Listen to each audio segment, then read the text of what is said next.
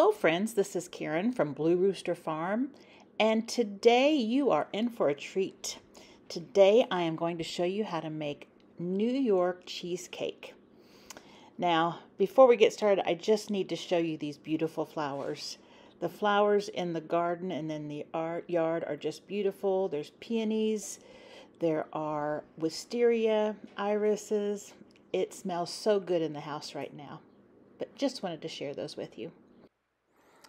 The first thing we're going to do is we're going to take some graham crackers and we're going to make the crust for the cheesecake. You are going to need a 10-inch springform pan for the batter of this cheesecake. If you don't have one that big, you will probably need another pan to put any leftover batter because it will fill up the 10-inch springform pan. So we're going to put these graham crackers in the food processor and we're going to grind them up so that we have graham cracker crumbs. You could also buy a package of graham cracker crumbs if you'd rather do that. And we're going to pour these graham cracker crumbs directly into our springform pan. No need to dirty up another dish.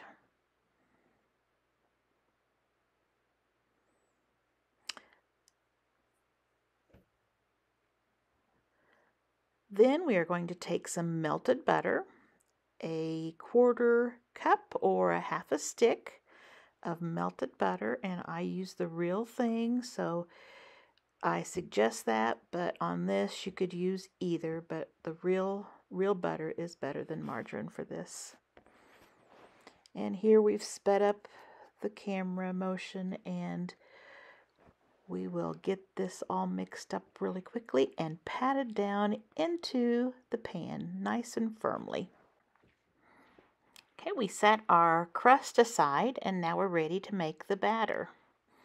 So this cheesecake is going to take 4 8-ounce blocks of cream cheese.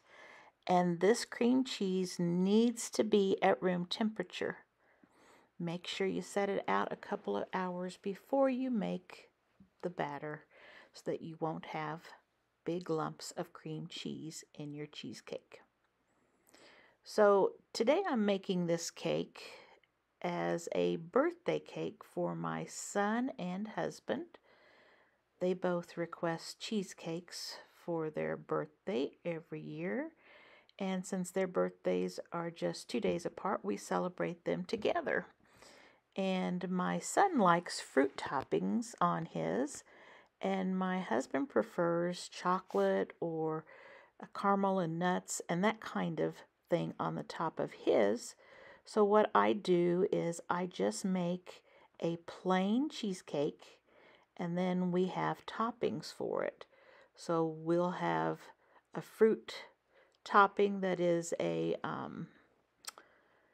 pie filling, like a blueberry pie filling or a raspberry pie filling to put on top, and then we'll have some fudge sauce or caramel sauce and nuts and things like that to sprinkle on them. So we have kind of a top your own cheesecake dessert, and that way everybody can have what they want. So here we have all of the cream cheese into the bowl and we're going to mix.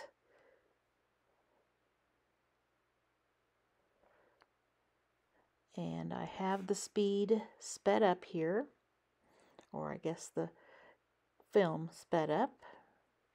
So we're not actually whipping the cream cheese. It is just on 1 or 2, speed 1 or 2, and we're just blending it so that it's nice and smooth, but not whipped.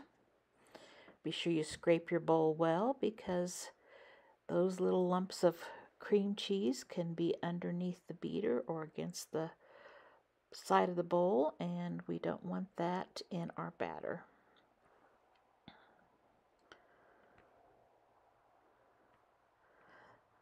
And the next thing we're going to do is take a stick of room temperature butter, and I had forgotten to take my butter out, So I had to put it in the microwave, and luckily we have a soften setting for butter on our microwave.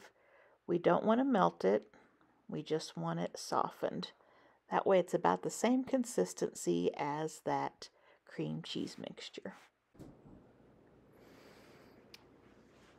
And again, this is fast speed. This is not how fast I'm actually mixing it. It's just mixing the ingredients, not whipping it.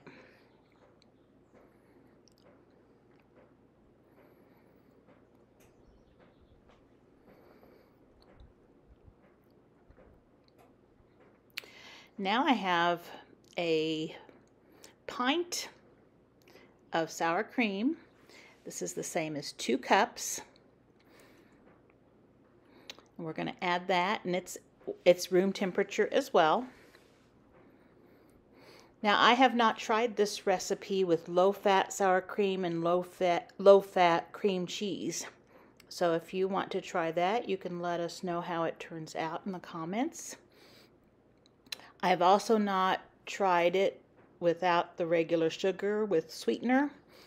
I would assume the sweetener would be just fine, but I have not tried that.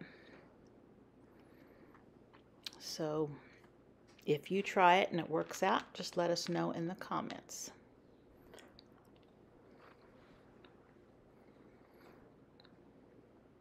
Scraping down the sides, making sure everything is incorporated.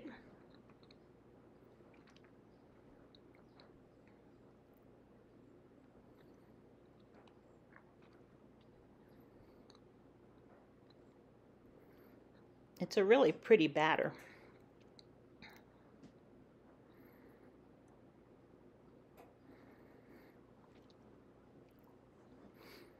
Now this cheesecake is going to be baked in a water bath.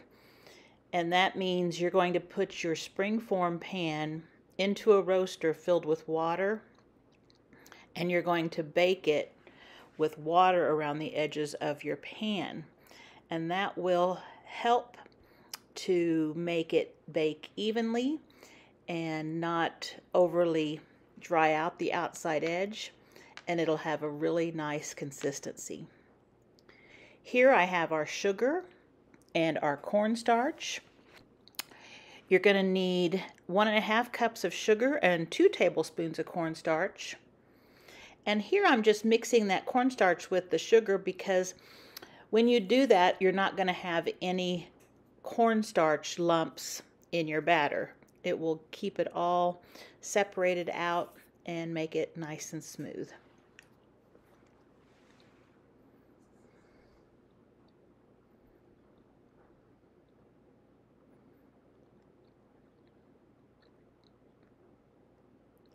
Now my mixer's on 1 right there. It had been on, I believe, 2.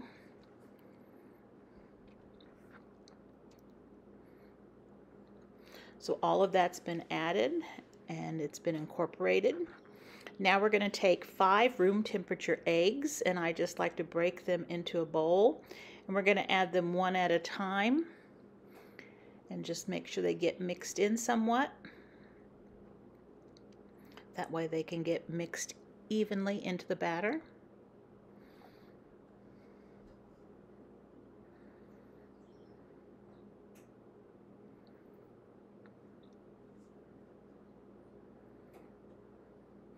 And back to what I was saying about baking this, it is going to be in the oven for 2 hours and 15 minutes on a low setting.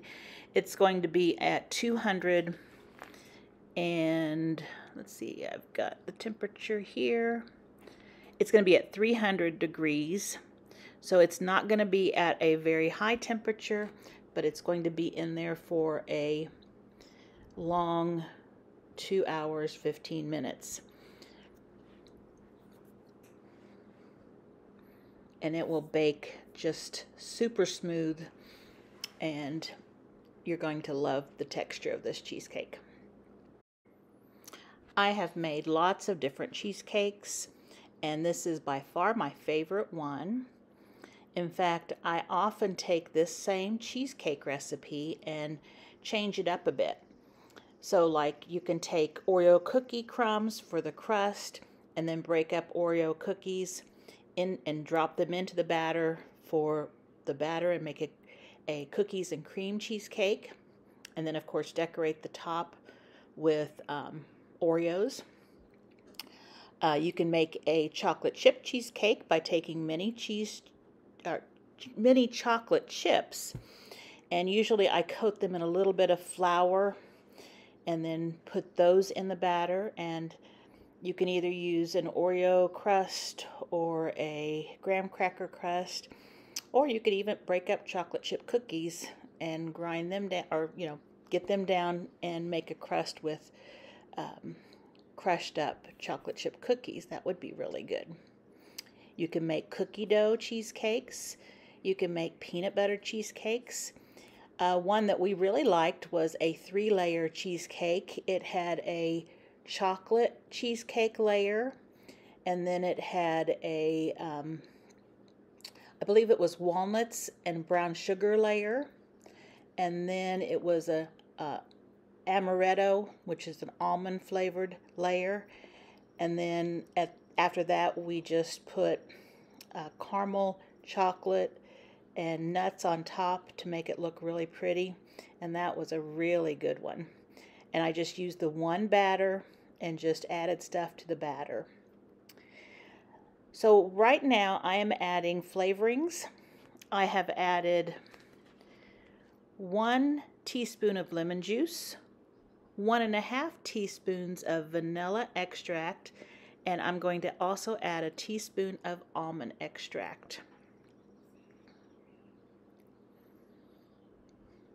Remember, this recipe will be at the end of the video, so you can get a screenshot or you can pause it and copy it down.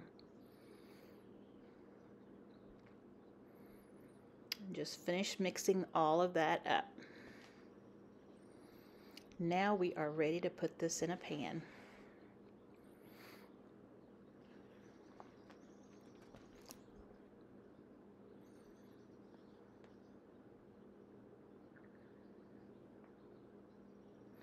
Get every last bit of that good cream cheese filling off of that beater.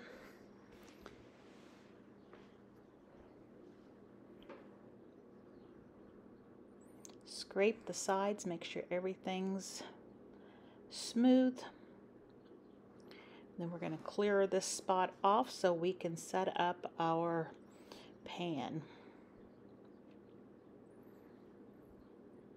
So the first thing we're going to do is we are going to take our pan and make it waterproof by using aluminum foil. Remember, the pan is going to set in a water bath. And I would use probably 2 sheets of this. It seems like the last couple times I've made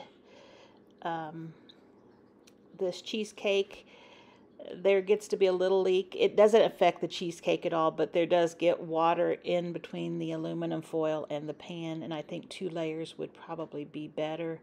I just forgot about it here. Some people, I think, when they do the water bath with the cheesecake, they have used some of the roaster liners, and they say that those work really well. I haven't used those, so I don't know. But what I'm doing is making sure it will go up 3/4 of the way up the edge, because we're going to have water going up at least halfway up the side of the pan. So I want to have it at least 3/4 up, but mostly I want it to go all the way to the top.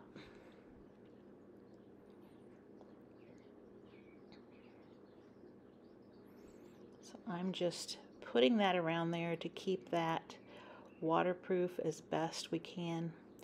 My pan is sealed up pretty good. It does close up tight, so I don't think I've had any trouble with water getting into my crust.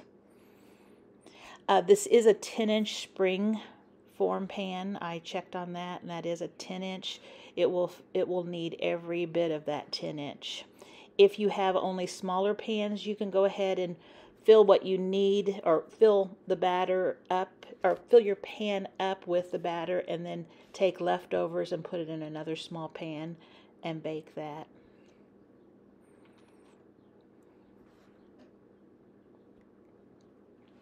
So we're scraping the bowl, getting it all in there, and you can see how it's going close to the top. We've got about a half an inch or so from the lip of the pan to the batter.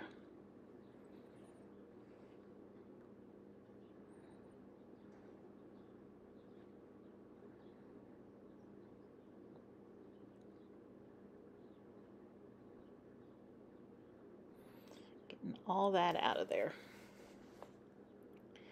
Clean up a little bit. Now here's my roasting pan, and what I will do is I will put that cheesecake into that pan. I will put that into the oven, and then I will fill it up with hot water, just sink hot water, once it's in the oven. I don't want to have to carry water, a pan, and a cheesecake all together, because that's just asking for trouble. But here it is out of the oven. You can see it was nice and golden. Here we have some pieces cut out. Look at that nice texture, evenly smooth throughout. Absolutely rich and delicious. And then we're going to show what it looks like with different toppings. That is a blueberry topping with our blueberry pie filling. And here is a chocolate fudge topping with the fudge sauce from the banana split dessert. So I hope you like what you're seeing. If you do, please consider subscribing and enjoy. Thank you.